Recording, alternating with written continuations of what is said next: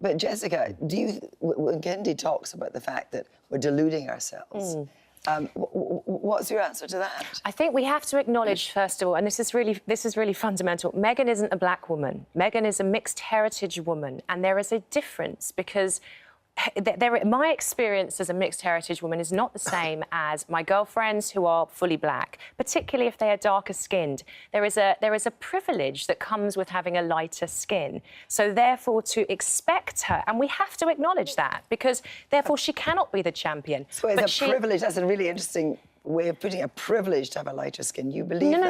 No. That's an ideology which has been passed down through many generations, and it has no use to any of us. Right. But it's in existence. But look, let's just talk about the wedding for a moment. Are you suggesting to me, Kendi, that just say that her mother walks her down the aisle, a divorced black woman, a woman walking her daughter down the aisle, that will not have a resounding impact? No, and I think this is actually where I think that the impact could actually be negative, because you see these images and you see these symbols, similar to Barack Obama, but actually he actually had some power, so there is a bit difference here, right? And then you all get wrapped up in these, and hasn't things changed, isn't it better? But guess what? If you're black in Britain tomorrow, or wherever it is they get married, you'll still be just as likely to be poor, just as likely to be harassed by the police, and your life would not have changed in any way. But she's a clever woman. She knows that. And I would be very surprised if she wasn't able to make any kind of contribution to the debate. Well, no, it's interesting because that comment that she's not black, my mother is a very similar colour, is mixed in exactly the same way, and has never referred to herself as biracial. She's a black woman, and she stands for black people and has always fought that politics. So when you say I'm biracial, you're saying a particular thing. So it's not just that she's a black woman, it's that she's actually shown no interest in actually championing recognising that it's a mixed experience. Yeah. It's not the same. And the point is that when I talk about the word privilege, it's an invisible privilege because, you know, it just makes a difference. You know, you are not received in the same way as when you are fully black. There's a level of there are benefits to it, and that's something which again has been passed down through history. So do you think, Susanna, that in a way is acceptable to the establishment? That actually, as Kendi says, it will make no difference. The establishment will still be the establishment. We will celebrate a perfect English wedding and nothing will change. Let's remember, this hasn't been set up for PR purposes. This hasn't been set up to create social change. This is just two people who've fallen in love. But I do think that there is, you know, the royal family is symbolic. The role it can have, with her coming in, is symbolic, but perhaps there can be some consequences that are greater than that if she can speak up. Well, interestingly, the royal family is symbolic. It is enduring.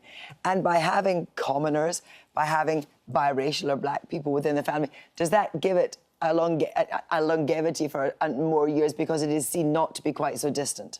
Well, what this shows absolutely is that the royal family is reflecting modern society. This doesn't show that it's changing it. It is actually just reflecting what's going on. And actually, Meghan Markle's family... Can we forget the royal family? He's never going to get near the throne.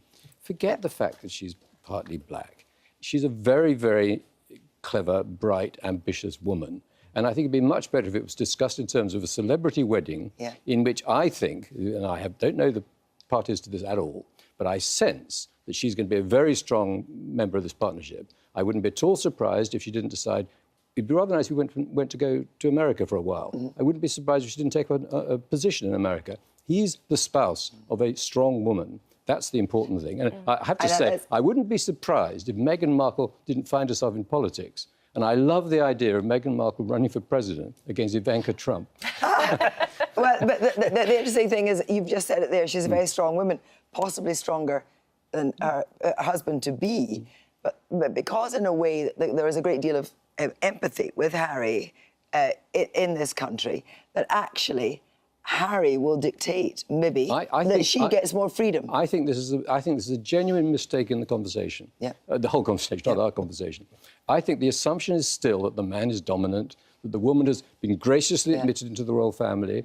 They've been very kind. All these things have happened. I think those days are over. You've not forget race, forget family, forget royalty. You've got a strong woman with, I think, a probably weaker partner who may well dominate their entire relationship. On the question of family, of course, because we know that the extended Markle family is complicated, but then we know the royal family is